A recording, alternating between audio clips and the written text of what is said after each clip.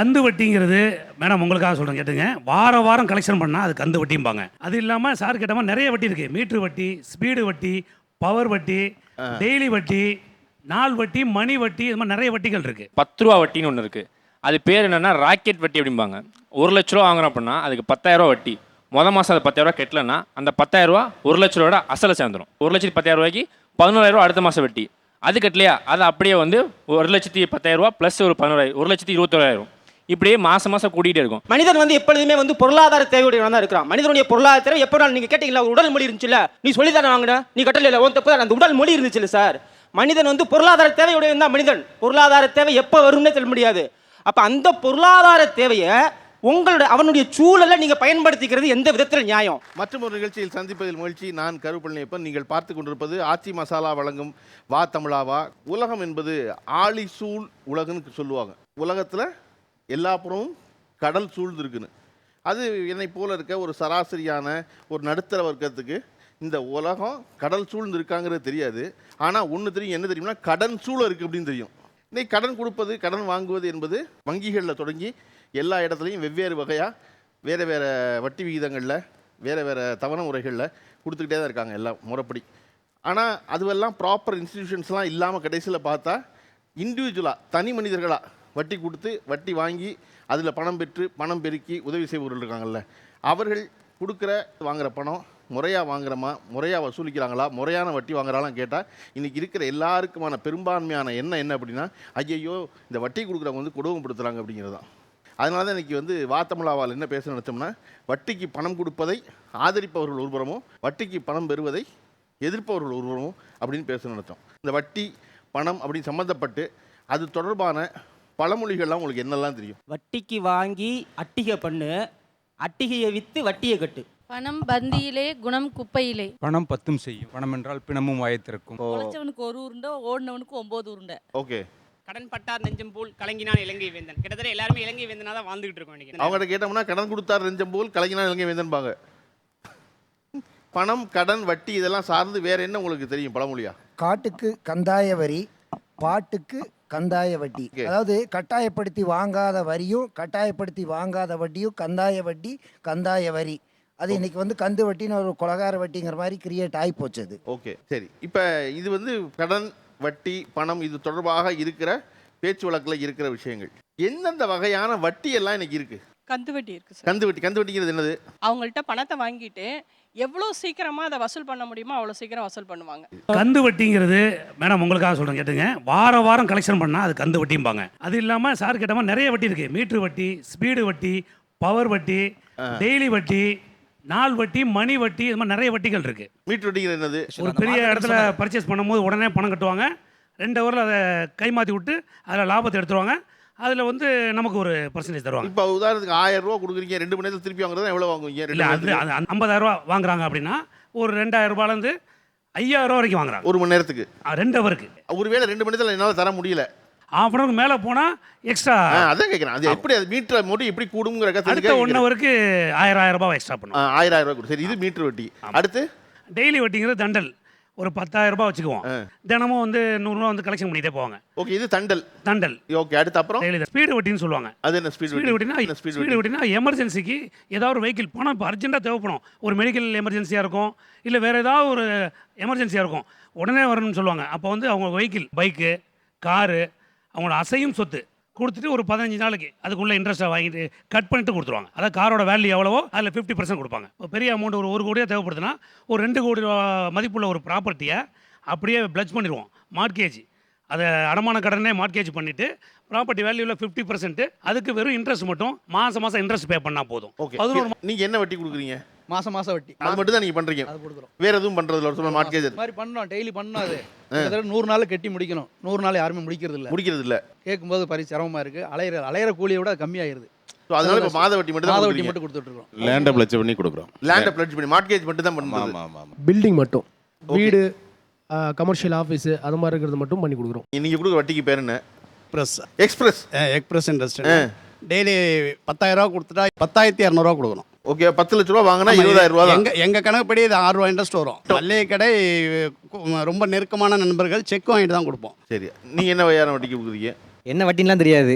நான் வட்டிக்கு வாங்கி வட்டி கொடுத்துட்டு இருக்கேன். நீங்க வட்டிக்கு வாங்கி வட்டி கொடுக்குறீங்களா? ஆமா. ஓ, எவ்வளோக்கு வாங்குறீங்க, எவ்வளோ கொடுக்குறீங்க? லட்சத்துக்கு 2000 ரூபாய். சரி. நான் 3000 ரூபா 3500 கொடுப்பேன். இவங்க எல்லாருமே சொன்னது வந்து என்னென்னா அவங்களுக்கு ஃபேவரபுளான விஷயங்கள் எல்லாமே சொல்லிட்டாங்க. 2 ரூபா 3 ரூபான்னு. அதிகபட்சம் ஒன்று இருக்குது, 10 ரூபா வட்டின்னு ஒன்று இருக்குது. அது பேர் என்னென்னா ராக்கெட் வட்டி அப்படிம்பாங்க. 1 லட்ச ரூபா வாங்குறோம் அப்படின்னா அதுக்கு 10000 ரூபா வட்டி. மாதம் அது 10000 ரூபா கட்டலைன்னா அந்த 10000 ரூபா 1 லட்ச ரூபாயோட அசலை சேர்ந்துடும். 1,10,000 ரூபாய்க்கு 11000 ரூபா அடுத்த மாதம் வட்டி. அது கட்டலையா அது அப்படியே வந்து 1,10,000 ரூபா ப்ளஸ் ஒரு 11,000, 1,21,000. இப்படியே மாதம் கூட்டிகிட்டே இருக்கும். ஓகே, இது ராக்கெட் வட்டி. இதெல்லாம் வேறு என்ன வட்டி தெரியும் உங்களுக்கு? வட்டிக்கான பெயர் தெரியாது. ஆனால் எப்படின்னா 10000 ரூபா வாங்கணும் அப்படின்னா டெய்லி 100 ரூபா. 30 நாள் முடியும் போது நம்ம 3000 ரூபா கொடுத்துருப்போம் உங்களுக்கு. 30,000 கொடுத்துருவாங்க. ஆனால் அந்த அசல் 10000 ரூபா அப்படியே தான் இருக்கும் அந்த இடத்துல. டெய்லி 100 ரூபாங்கிறது வட்டி. வட்டி அசல் கிடையாது. அவங்க சைடில் என்ன சொல்லுவாங்க அப்படின்னா வேணா இன்னைக்கே நீங்கள் திரும்ப கொடுத்துருங்க, காலைல வாங்கிட்டு சாயங்காலம் கொடுத்துருங்க. இது வந்து மார்க்கெட் ப்ரொஃபஷனலுக்கு சரியாக வரும். ஒரு சேலரி ப்ரொஃபஷனல் தெரியாமல் இந்த இடத்துக்குள்ள மாட்டிட்டாங்க அப்படின்னா கடைசி வரைக்கும் வட்டி மட்டும் தான் கட்ட முடியும். இதுக்கு என்ன பேர்? டிபிஎல். டிபிஎல்லா? டிபிஎல் வட்டி. டிபிஎல்னா என்ன? அதுக்கு பேர் வச்சிருக்க பேர். இப்போ 10000 வாங்கி டெய்லி 100 ரூபா கொடுக்குறாங்கல்ல, அதுக்கு சம்மந்தப்பட்டு தான் வாங்குறாங்க. அப்போ டெய்லி 100 ரூபா கொடுத்துன்னு சொல்லிடுறோம், கொடுத்துட்றாங்க. அவங்க முடிஞ்சுன்னா மறுநாளே பணத்தை கொடுத்துட்றாங்க, வட்டி வராது இல்லை. ஓகே, அசல் அவங்ககிட்ட தானே இருக்கு, அசல் இருக்குமா வட்டி கொடுத்தாகணும்ல. ஓகே, இது வந்து ஒரு வகையான வட்டி. வேற என்ன வகையான வட்டிலாம் இருக்குன்னு நினைக்கிறீங்க? சார் என் பணத்துக்கு நானே வட்டி கட்டுறேன் சார். அதுக்கு பேர் பார்த்தீங்கன்னா அமாவாசை ஃபண்டுன்னு சொல்லுவாங்க. 15 நாளைக்கு ஒரு வாட்டி ஃபண்டு பிடிப்பாங்க சார். மாதம் ஆனால் 5000 பணம் கட்டுறோம். எமர்ஜென்சிக்கு பார்த்தீங்கன்னா ஒரு 15,000 நான் பணம் வாங்குறேன் என் ஃபண்டில். 15,000 வாங்கும்போது 1500 ரூபா 10 காசு வட்டி எடுத்துருவாங்க. 13,500 ரூபா கையில் கொடுக்குறாங்க. அதே அடுத்த 15 நாள் கழிச்சு பார்த்தீங்கன்னா எவ்வளோ கட்டணும்? 15,000 ரவுண்டாக கொடுக்கணும். இதில் அவங்களுக்கு எவ்வளோ லாபம்? வட்டி கொடுக்குறவங்களுக்கு 3000 ரூபா லாபம் சார். அந்த 3000 வட்டியோட சேர்த்து டோட்டலாக 15,000 நான் கட்டாட்டி அந்த வட்டிக்கு 3000 பார்த்தீங்களா, அந்த 3000க்கு 300 ரூபா நான் சேர்த்து வட்டி கட்டணும். அது இல்லாமல் நான் அமாவாசை பண்டையும் சேர்த்து கட்டணும், இதில் வாங்கின கடனையும் கட்டணும், இதில் கடனுக்கு வாங்கின வட்டிக்கு நான் கடன் கட்டணும் சார். அமாவாசை பண்டுன்னு சொல்ல கேள்விப்பட்டது. உங்க டிபிஎல் மாதிரி தான் அதுக்கு அது கேள்விப்பட்டமா அமாவாசை பண்டுக்கிறாங்களா? கிராமத்தில் நடைமுறையில் இருக்கு சார், இன்ன வரைக்குமே இருக்கு. எனக்கு என்ன இதுக்கெல்லாம் ஒருத்தர் பேர் வைக்கிறார் பாருங்க, அவரை பார்க்கணும் போல இருக்கு. கிராமத்தில் என்னமோ இருக்கு சார். உடையார்பாளையம் ஜெயங்கொண்டம் சார். அது ஏன் அதுக்கு பேர் அமாவாசை ஃபண்டு? அமாவாசை பிடிப்பாங்க சார். அமாவாசை பிடிப்பாங்க. ஏன்னா மாச கடைசி இல்லாம நடுப்புற இல்லாம பேராவது பௌர்ணமி ஃபண்டு வைக்கலாம், பேராவது நிறைஞ்சிருக்கும் சார். இஎம்ஐன்னு சொல்லிட்டு ஒருத்தர் 1 லட்சம் பணம் வாங்கியிருந்தேன், வட்டிக்கு தர மாட்டேன், இஎம்ஐ வேணா தர அப்படின்னா. இஎம்ஐ அப்படின்னா என்னன்னு கேட்டேன். அது 3 பைசா வட்டி. உனக்கு வட்டி கம்மியாக வெளியே வேணா 5 பைசா 10 பைசா 13 பைசாலாம் இருக்குது, உனக்கு நான் 3 பைசா தரேன். சரி 3 பைசா 1 லட்சம் கம்மி தானே கொடுங்கன்னு கேட்டேன். இதை நான் 10 மாதம் கட்டுறேன், என்னால் அதுக்கு மேலே கட்ட முடியல. அதுக்கப்புறம் கொஞ்சம் விட்டு கட்டுவேன். 1 லட்சம் வாங்குறதுலனா கை காசு மொத்தமாக நான் கொடுத்தது பார்த்தீங்கன்னா 1,40,000 கொடுத்துருங்க சார். அது பேர் இஎம்ஐ வட்டின்றாங்க, இஎம்ஐன்றாங்க. நீங்கள் எத்தனை டியூ போட்டீங்க அது சொல்லுங்க. எத்தனை டியூ போட்டீங்க? 1 லட்சம் 10 மாதம் போட்டேண்ணா. 10 மாதம் போட்டீங்கல்ல? 10 மாதம் கட்டி முடிச்சிட்டீங்களா? முடியலையே. அப்போ நீங்கள் ஒழுங்காக கட்டல. அப்போ உங்கள் மிஸ்டேக் தானே? ஆமாம், என்னோட மிஸ்டேக் தான். மாதம் கட்டலன்னா நான் வட்டி அசல் சேர்த்து இஎம்ஐயாக கட்டுறேன்னு ஏற்றுக்கிட்டீங்க. அப்போ கட்டாது யார் தப்பு? சரி, கட்டாது என்னோட தப்பா இருக்கட்டும். ஆனால் என்னோட நிலைமை உங்களுக்கு தெரியுமா? நான் சொல்றதை நீங்கள் புரிஞ்சுக்கணும். அதாவது அவர்கள் எல்லோரும் இதுவரையும் தொடங்கும் போதே இதெல்லாம் நான் கட்டலை அப்படின்னு சொல்லி தான் சொல்கிறாங்க. ஆனால் நீங்கள் கட்டவே சொல்லித்தானே வாங்கினேன், கட்ட மாட்டியா? நான் கேட்டேன் கூட வாங்க சொன்னா அப்படிங்கிற ஒரு அதிகார டோன் இருக்கு பார்த்தீங்களா? அந்த அதிகார டோன் அவனை மனம் குமைய அதிகார தோரணை. மனிதன் வந்து எப்பொழுதுமே வந்து பொருளாதார தேவையுடையவன் தான் இருக்கிறான். மனிதனுடைய பொருளாதார தேவை எப்போ நீங்க கேட்டீங்களா? உடல் மொழி இருந்துச்சுல்ல, நீ சொல்லி தானே வாங்கின, நீ கட்டல உன் தப்பு தான். அந்த உடல் மொழி இருந்துச்சுல்ல சார். மனிதன் வந்து பொருளாதார தேவையுடையவன் தான் மனிதன். பொருளாதார தேவை எப்போ வரும்னே சொல்ல முடியாது.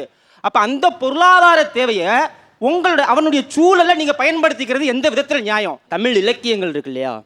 தோல் வழங்கி வாழும் கணிகை போன்ற பெண்ணும், நாள் கலகம் பார்க்கும் நயமில்லா சூதனும், வாசி கொண்டு ஓன் பொருள் செய்வானும், இம்மூவரும் ஆசை கடலில் ஆழ்வார். அதாவது உடலை விற்று வியாபாரம் பண்ணக்கூடிய விபச்சாரி, சூது செய்யக்கூடிய ஒரு சூதாடி, வட்டி விடக்கூறவங்க, இவங்க 3 பேர்த்தையும் ஒரே தரவரிசையில் வரிசைப்படுத்துகிறது திரிகடுகம். வட்டி வாங்குபவர்களை பட்டி பதகர்கள்னு சொல்றாரு திருமூலர் சொல்லும் பொழுது. பட்டி பதகர்கள்னா களவு தொழில் செய்யக்கூடியது மாதிரி ஒரு ரொம்ப பாதகமான செயலை செய்யக்கூடியது. திருமூலர் பத்தி சொல்றாருங்க அவரு. திருமூலர் பத்தி ஒரே நிமிஷம் வெயிட் பண்ணுங்க. முதல் காலத்தில் ஆதி காலத்தில் இருந்தாலும் பண்டமாற்று முறை. திருமூலர் காலத்தில் பணம் கொடுத்து பணம் வாங்கக்கூடிய முறையே முதல்ல கிடையாது. முதல்ல அது பொய். புரிஞ்சிங்களா? முதல்ல பொய், அத்தனையும் பொய். அப்புறம் வந்து என்னன்னா பண்டமாற்று முறை. இந்த நீ இவ்வளோ தினம் கொடுத்துரு, எனக்கு இவ்வளோ கம்பு கொடுத்துரு, ஏன்னா எனக்கு கம்பு தேவையா இருக்குன்னு சொல்லி சொன்னால் ஒரு படி தினம் கொடுத்தா ஒரு படி இருந்தது. இதுதான் இருந்தது. வட்டிக்கு பணம் கொடுத்ததுங்கிறது பேங்க்காரன் மூலம் முதல்ல சேர்ந்தது. இன்றைக்கும் போய் பாருங்கள், ஃப்ரான்ஸில் போய் பாருங்கள், என்ன தெரியுமா நடக்குது? ஃப்ரான்ஸில் ஒரு பவுன் கொண்டு அடகு வச்சிங்கன்னா அதில் 25% தான் கொடுப்பேன் வட்டி. நீங்கள் வந்து பார்த்தா வேறு வட்டிக்கு நீங்கள் வந்து அதுக்கு மேலே கொடுக்க மாட்டான். ஹாங்காங் போயிருந்தேன், ஹாங்காங் போனப்போ கேட்குறேன், அங்கே கூட சார் நீங்கள் எல்லாம் பண்ணலாம் சார், நான் வந்து அது பெரிய ரகசியமாக பண்ணுவீங்க. நீங்கள் வந்து உங்க கிளைகளை உலகம் பூரா வச்சிருக்கீங்க போல இருக்கு. ஆமாம், தெரிஞ்சுக்கிட்டு எந்த ஊருக்கு போனாலும் இந்த ஊரில் என்ன வட்டி விகிதம் இருக்குதா முதல்ல தெரிஞ்சுக்கிறீங்க. அந்த ஊரில் இருக்க மற்ற விஷயங்கள்லாம் பார்க்கறது இல்லை. சைனீஸ் வந்து மலேசியாவில் என்ன பண்ணுறான்னா, பொதுவாக இந்த வட்டிக்கு கொடுப்பவர்களை பற்றி உங்களுக்கு இருக்கிற எண்ணம் என்ன? வட்டி கொடுக்கும்போது மக்களுடைய ஏற்றத்தாழ்வை பார்க்குறாங்க. ஏய், நீ அவர்கிட்ட வட்டி வாங்கினியா, பார்த்து கொடுத்துருப்பா, என்ன பண்ணுவாருன்னே தெரியாது. அப்போ ஒரு வட்டிக்கு வாங்கின பிறகு நம்மளுடைய மனநிலை என்னவா இருக்குன்னா, நம்ம திருப்பி கொடுக்காட்டினா நம்ம குடும்பத்துடைய சூழ்நிலை என்ன ஆகுமோ, நம்ம சூழ்நிலை என்ன ஆகுமோ அப்படிங்கிற சிந்தனையிலே நம்ம வாழ்க்கையை ஓட்டுற மாதிரி இன்னைக்கு கொடுத்தோம். வட்டிக்கு காசு வாங்கிடுறாங்க ஐயா. நாங்கள் போய் காசு கேட்டால் என்ன சொல்கிறாங்க, நீ வட்டிக்கு காசு வாங்கணும்ல, மறுபடியும் வந்து கேட்டனா நான் சுருக்கு போட்டு செத்துருவேன் அப்படின்னு சொல்கிறாங்க. நாங்கள் பயந்து தான் அடுத்த காசு கொடுக்குறதாவே இருக்குது அந்த காசை. இப்போ வட்டி கொடுக்குறவங்களுக்கு இவங்க வந்து சாஃப்டாக இருப்பாங்க, இவங்க வந்து கைண்டாக இருப்பாங்கலாம் கிடையாது. அவங்க ரூடாக இருப்பாங்க, வயலண்ட்டாக இருப்பாங்க. அதுதான் அவங்களோட நேச்சர். அப்படி இருந்தால் தான் அந்த பிஸ்னஸ் பண்ண முடியும். இன்னொரு விஷயம் சார், 2000 வேணும் அப்படின்னு சொல்லிட்டு பேசுகிறாங்க. ஏன் அண்ணன் தம்பி சித்தப்பா பெரியப்பாட்டு போய் வாங்கிக்க கூடாது? அண்ணன் எமர்ஜென்சிக்கு யார் சார் கொடுக்கல? நீங்கள் சொல்கிறீங்க இல்லையா இது மாதிரி, அதே போல் அவர் ஒன்று சொல்கிறார், நான் பணம் கொடுத்துட்றேன், கொடுத்ததுக்கப்புறம் வந்து நீ திருப்பி என்கிட்ட பணத்தை கேட்டேன்னா நான் குடும்பத்தோட தற்கொலை பண்ணிக்கிறேன் சொன்னால் நான் என்ன செய்ய முடியும், நான் எப்படி வாங்குவேன் பணத்தை? இல்லை சார், அப்படி ஒரு சூழ்நிலை இருக்குன்னா அவங்க வந்து அந்த வட்டியை மட்டும் கழிப்பாங்களா? வெறும் நீ வந்து வாங்கின அசல் மட்டும் கட்டுப்பா, நீ வட்டியை கழிச்சுக்க அப்படின்ற ஒரு மனநிலைக்கு வருவாங்களா? வரமாட்டாங்க. அவங்க வட்டியும் ப்ரெஷர் பண்ணுவாங்க, அசலும் கட்டுன்னு ப்ரெஷர் பண்ணுவாங்க. அந்த ஒரு ப்ரெஷர் தாங்க முடியாம தான் அவங்க மறுபடியும் வேற இடத்துல போய் வட்டிக்கு வாங்குறாங்க. அது சார், வாங்கும்போது அவங்களுக்கு கடவுளாக தெரியும். வாங்கி முடித்து அந்த பணம் தீர்ந்தோடனே நாங்கள் மிருகமாயிடுறோம் அவங்களுக்கு. ஒரு பையன் வந்து பேங்க் லோன் வாங்குற அளவுக்கு எலிஜிபிள் இல்லை. ஒரு 10,000 ரூபா வாங்கி தொழில் ஆரம்பித்து ஓரளவுக்கு அப்படியே இடையிடையாக வாங்குறான், கொஞ்சம் திருப்பி வாங்குறான் பண்ணிட்டு இருக்கிறான். பண்ணும்போது என்னதுன்னா, ஒரு கட்டத்தில் அவன் ஃப்ரெண்ட் சர்க்கிளில் வந்து அவனுக்கு இவ்வளோவெல்லாம் டெவலப் ஆகிட்டேன், உனக்கு லக்ஸூரியஸான ஏதாவது ஒன்று வேணும்ல, R15 வாங்குறதுக்காக பணம் 1 லட்ச ரூபா வாங்குறான். பைக்கு வாங்கிட்டு தொழில் மேலே கான்சன்ட்ரேஷன் போயிடுது. ரெண்டாவது அப்படியே அவன் வாழ்க்கையை கொஞ்சம் கொஞ்சம் தொழில் நசியுது. ஃப்ரெண்ட்ஸுகளோட சேர்ந்துட்டு சுட்ட பிடிக்க இப்படியே இருந்தான். முதல்ல கட்டுறதுக்கு என்ன வழி பாரு, நாளைக்கு ஒரு அமௌண்ட் உன்னால் கட்ட முடியும். நான் வந்து தூக்கத்தில் பணம் ஃபோன் அடித்தா எடுக்க மாட்டான். அந்த ஆழ்ந்து தூங்குற நேரம் எடுத்தா ஏதோ ஃபோனை கீழே அவன் கனவுல எடுத்த மாதிரி அலோன்றுவான். ஃபோன் எடுக்காதவனுக்கு வந்து நடு ராத்திரி கூப்பிட்டோம்னா தூக்கத்தில் எடுத்துருவான். எடுத்து உடனே ஹலோ அப்படிம்பா. உடனே ரஞ்சித் பணம் என்னாச்சு டப்புன்னு உடனே தலைக்கடியில் வச்சிருவான். வீட்டில் போய் அவங்க வீட்டில் பொண்ணுங்க இருக்கிற வீட்டில் போய் நம்ம பணம் கேட்கக்கூடாது. தூக்கத்தில் எழுப்புற மாதிரி வேற என்ன டெக்னிக்லாம் வச்சிருக்கீங்க? எப்படி சார், அது நிறையா இருக்கு. ஏன்டா இவ்வளவு சிரமப்பட்டு இருக்கா? இன்னும் எவ்வளோ இருக்கு? இன்னும் இவ்வளோ தானே இருக்கு, ஒன்றும் பிரச்சனை இல்லை. இதை டக்குன்னு கிளியர் பண்ணு. நான் அடுத்த வாரம் அப்படியே 2 ரூபா சேர்த்து போடுறேன். 1 ரூபா தானே வாங்கியிருக்கேன், அடுத்த வாரம் நான் உனக்கு டாப் அப் பண்ணி விட்ருவேன் அப்படிமே. அந்த ஆர்வத்தில் எங்கேயாவது பரட்டி கட்டி கட்டிடுவான். அதுக்கப்புறம் நாங்கள் கொடுக்க மாட்டோம். இது ஏமாத்துறது இல்லையா? வேற டெக்னிக் சார், அவன் எங்களை ஏமாத்துறான்ல. கொடுத்த பணத்தை வசூலிப்பதற்கு வேற என்ன வகை வச்சிருக்கீங்க? குரல் மாற்றி பேசுவோம். அப்பதான் என்ன பண்ணுவார், ஃபோன் எடுப்பார், குரல் மாற்றி பேசி நான் காசு வாங்குவோம். பணத்தை வசூலிப்பதற்கு வேற என்ன டெக்னிக் வச்சிருக்கீங்க? ஒரு அம்மா வந்து ஹாஸ்பிட்டல் வேலை பார்க்குறாங்க. அந்த அம்மா என்ன பண்ணிட்டாங்கன்னா, எதுவுமே எந்த ஆதாரமே வைக்காம எஸ்கேப் ஆயிட்டாங்க. எனக்கு பைசா கொடுக்கணும். அப்போ வந்து பார்த்தோன்னா எப்படி சேஸ் பண்ணியுமே பிடிக்க முடியல. ஒரே ஒரு உயிர் இருக்கிறது, ஃபோன் நம்பர் மட்டும்தான் அந்த அம்மாடுது. அந்த அம்மா எங்கே போய் ஹாஸ்டல் தங்கியிருக்காங்க. அவங்க எப்படி போய் பிடிக்கிறதுக்கு எந்த ரூட்டுமே இல்லை. கம்முன்னு விட்டுட்டேன், இந்த காசு என்னைக்கு தான் நமக்கு வந்துடும் சொல்லிட்டு. ஒரு 3-4 மாதம் போயிடுச்சு. போனதுக்கு பின்னாடி பார்த்தா அந்த நம்பருக்கு வேற ஒரு நம்பர்லேருந்து கூப்பிட்றேன். கூப்பிட்டு ஹலோ அப்படின்னு சொல்லி ஃபோன் எடுக்கிறாங்க. உங்கள் ஹாஸ்டல் இருந்து ஆம்புலன்ஸ் வந்து பார்த்தா எனக்கு வேணுங்க அப்படின்னு கூப்பிட்றேன். நான் ஆம்புலன்ஸ் வந்து எங்கள் ஹாஸ்டல் இல்லைங்கிறாங்க. அப்புறம் பார்த்தா என்ன போச்சு, எங்கே இருக்குன்னு கேட்டால் ஆதம்பாக்கத்தில் இருக்குன்னு சொன்னாங்க. சரி சொல்லிட்டு சரிம்மா விடுமா அப்படின்னு விட்டேன். உடனே நெட்டில் போய் போட்டு ஆதம்பாக்கம் ஹாஸ்பிட்டல்ஸ்னு போட்டேன். ஓகே அப்படின்னு சொல்லி வரிசையாக ஃபோன் பண்ணுறேன் எல்லா ஹாஸ்பிட்டலுக்குமே. அந்த அம்மாவோட கொடுங்க, அந்த அம்மா முனீஸ்வரி கொடுங்க செய்யுங்க சொல்லி போட்டு வேறு நேம். சார் நீங்கள் எப்படி சார் நீங்கள் நர்ஸனுடைய பேரை வந்து எங்கிட்ட வந்து இப்போ தான் கேட்குறீங்க நீங்கள் அப்படின்னாரு. அடுத்த நிமிஷம் போய் அங்கே போய் நிற்கிறோம். இவனுக்கு எப்படி இப்படி தெரியும் சொல்லி வந்து நம்மளை போது பிடிச்சாலும் தெரியாது. அந்த அம்மாளுக்கு கட்டாயம் துட்டு வேணும் சொல்லி சொன்னீங்களா? அந்த மாட்டை வாங்கியாச்சு. நாங்கள் வந்து ஹாங்காங், மலேசியா, சிங்கப்பூர் இப்படி பல இடங்களை போய் ஸ்டடி பண்ணி வந்திருக்கோம். அது மட்டும் வாங்கிட்டு தப்பிக்க முடியாது. வேற எந்த வகையில் பணத்தை கொடுத்த பணத்தை வசூலிப்பதற்கு என்ன வகையெல்லாம் வச்சிருக்கீங்க? சிம் கார்டு நிறைய வச்சிருப்போம் சார். ஏதோ வேற வழி இருக்காது, ஏன்னா ஒரே சிம் அடிச்சு எடுக்க மாட்டாங்க. இன்னும் சொல்ல போனால் ட்ரூ காலர் இப்போ வந்துருச்சு இல்லையா? லேடிஸ் நேம் சேவ் பண்ணி வச்சிருப்போம். அவன் கால் பண்ணி எடுத்தது ஆகணும். ட்ரூ காலரில் அவனுக்கு வந்து ஏதாவது பெண்கள் பேர் தான் வரும். அவங்க செக் பண்ணி பார்த்துட்டு புதுசாக ஏதாவது பேருக்குண்ணா திருப்பி அவங்க கால் பண்ணுவாங்க. வேற வழி இல்லை, பேசினா ஒன்றும் அட்டன் பண்ணி ஆகணும். ஏதோ ரீசன் சொல்லி தான் ஆகணும், வேற வழி இல்லை. சிம் கார்டு நிறைய இருக்கு சார், கம்பல்சரி இருக்கும். ஓகே, வேற என்ன வகை வச்சிருக்கீங்க பணம் வசூலிக்கிறதுக்கு? பக்கத்துல ஆளை வச்சிருது. பக்கத்துல ஆள் வச்சிருதுன்னா, அதாவது இப்போ ஃபைனான்ஸ் பண்ணுறாரு அப்படின்னா அவங்க பக்கத்தில் ஒரு நமக்கு தெரிஞ்ச ஒரு ஆள் அங்கே வச்சிருது. அவர் எப்போ வராரு போறாருன்னு பாடுறான்னு சொல்லி அவனுக்கு கையில் 500 ரூபா சம்பளத்தை கொடுத்து இன்னைக்கு பூரா அவனுக்கு இங்கே வேலை இங்கே தான் நிற்கணும்டா நீன்றது.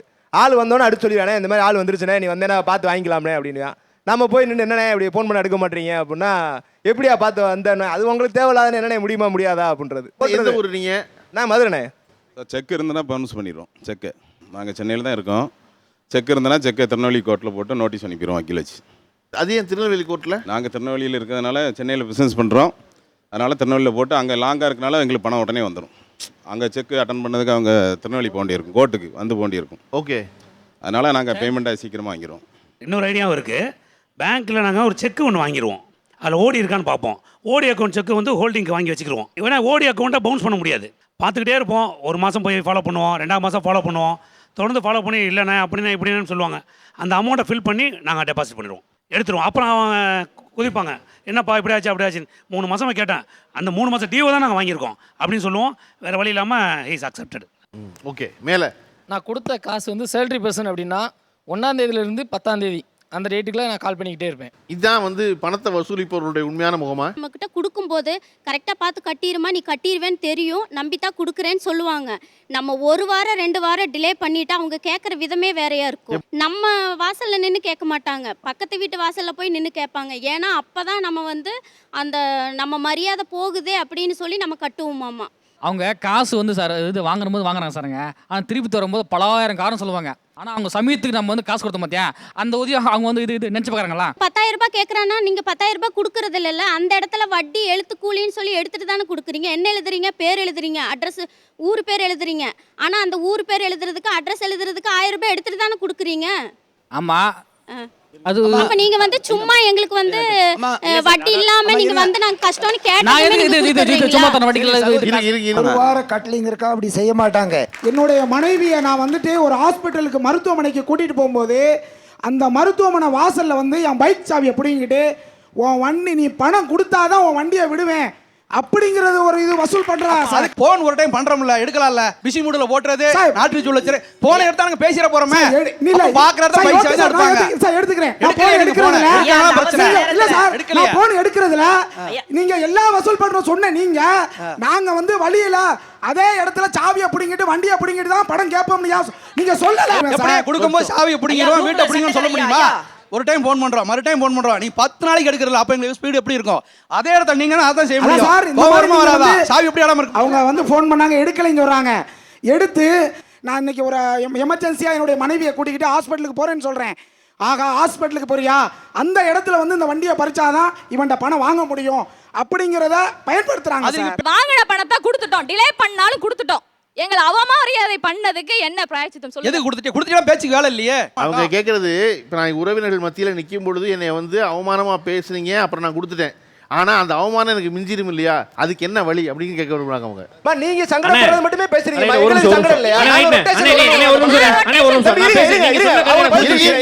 முதல்ல வாங்காம விட்டுருவீங்களா? வட்டியை வாங்காம விட்டுருவீங்களா? ரொட்டேஷன், அதாவது ரொட்டேஷன் இருக்குமா, உங்கள்கிட்ட வாங்கி நான் இன்னொரு ஆள்கிட்ட போய் அந்த பணத்தை கொடுக்கணும். அப்ப ரொட்டேஷன்ல வர்றப்ப உங்கள்கிட்ட வாங்கி தான் நான் கொடுக்க முடியும். பணம் திருப்பி வருவதற்காக என்ன மாதிரியெல்லாம் உபதாசீனமான வார்த்தைகள் பேசினா தான் வரும்னு உங்களுடைய செயல்பாடு. எங்களுக்கு வேலையாதாமா? வட்டிக்கு பணம் கொடுப்பதை ஆதரிப்பவர்கள் வர்சஸ் எதிர்ப்பவர்கள் என்று பேசிக் கொண்டிருக்கிறோம். ஒரு சிறிய இடைவேளைக்கு பிறகு இருவரின் குறைகளையும் மீண்டும் கேட்டதையெல்லாம் நீங்கள் பார்த்து கொண்டிருப்பது ஆச்சி மசாலா வழங்கும் வா தமிழாவா, கோஆபரேட் பை ஹர்ஷா டைல்ஸ். 1 லட்ச ரூபாய்க்கு 2 லட்ச ரூபாய் கொடுக்குற அன்னைக்கு எந்தெந்த இடத்துலலாம் நீங்கள் என்ன அசிங்கப்படுத்துறீங்களோ அந்தந்த இடத்துலலாம் நீங்கள் பேசின வார்த்தையில நான் திருப்பி உங்களை பேசட்டுமா? நான் பணம் வாங்கினேன், ஒரு இடத்துல என்னால் கொடுக்க முடியல பதில் சொன்னேன், நீங்கள் என்னை அவமானப்படுத்துனீங்க. திருப்பி நான் பணத்தை கட்டி முடிச்சிட்டேன். கட்டி முடித்த உடனே நீங்கள் என்ன 2 வார்த்தை பேசுனீங்க, பதிலுக்கு நான் அந்த வார்த்தையை உங்களை பேசலாமாங்கிற கேள்வி மட்டும் தான். அண்ணே இதே நீங்கள் சொன்னீங்களா 1 லட்ச ரூபா வாங்கினேன், இப்போ 2 லட்சமாக திருப்பி கொடுக்குறீங்களா? அந்த 1 லட்ச ரூபா வாங்கி நீங்கள் ஒரு காரோ பணமோ வாங்கிட்டீங்க. நீங்கள் நிறையா நாங்கள் கொடுத்த காசை வச்சு நீங்கள் ஏதோ வச்சுட்டீங்க. அப்போ ஒன்னால தான் பாச்சு நான் நீ கூட கொஞ்சம் வச்சுக்கன்னு சொல்லி கொடுப்பாரா கேளுங்க. 1 லட்ச ரூபாய்க்கு நீங்க கொடுத்தீங்க வட்டி, அதை நான் திருப்பி தான் கொடுக்குறேன். நீங்க பண்றது தொழில். அந்த அவர் சொன்னார்ல வட்டிக்கு நான் பணம் கொடுத்து நான் வட்டியால வாழ்ந்தேன். 10,000 வாங்குறதுக்கு நீங்க வீட்டுக்கு வரீங்கல்ல, ஒரு வாரம் டிலே ஆகுதுன்னு சொல்றீங்கல்ல, அந்த ஒரு வாரம் டிலே நேரில் வந்து இப்போ அந்த மாதிரி ஆகி போச்சு அப்படின்னு யார் சொன்னா? இதுல இருக்க யாராவது சொல்லிருக்கீங்களா? போயிட்டு ஆட்டோ ஓட்டி பையனை டிகிரி படிக்க வச்சிருக்காரு எங்க அப்பா. அவர் நிக்கிறாரு, கோயில் திருவிழா நிக்கிறாரு சார். 50,000 ரூபாய்க்கு மாசம் ஆனா 5,000 முழுசா வட்டி பணம் கொடுத்துட்டு இருக்கேன். ரோட்ல விட ரொம்ப அசிங்கமா பேசுறாங்க சார். சார் ஒரே விஷயம் சார், அந்த 50,000 இல்ல மாசத்தாரம் வட்டி வாங்குறீங்களா? ஒரே விஷயம் சார், மாசத்தாரம் வட்டி வாங்குறீங்களா சார்? நின்னு வர தம்பி நீ சொன்னீல்ல, அவங்க எல்லாம் சொல்றாங்க 50,000க்கு 5,000 ரூபாய் வட்டின்னு. ஆமா. கொடுக்கும்போது உன்கிட்ட வட்டி இன்ட்ரெஸ்ட் சொன்னாங்களா சொல்லலையா? சொன்னாங்க சார். என்ன சொன்னாங்க? 50,000 10 காசு வட்டியில் 5,000 வட்டி கொடுங்க மாசம் சொன்னாங்கல்ல ஆமா நீ உனக்கு சாட்டிஸ்ஃபை ஆயிடுச்சுல Satisfied தான். அதை வாங்கிட்டு போய் தான் யூஸ் பண்ணிருப்பீல கண்டிப்பா ஆமா திரும்ப எனக்கு 5,000 வட்டியாக நீ அழுகிறியா அந்த லாஜிக் இருக்காதுல சார் வட்டி தரலன்னு சொல்லல சார் எப்படி வந்து கரெக்ட்டா கொடுத்துட்டீங்க வட்டி கொடுத்துட்டீங்க 10 காசு சொல்றாங்க 10 தேதி சொல்றீங்க 10 வாட்டி என்ன அசிங்கப்படுத்துறீங்க அது உங்களுக்கு தெரியலையா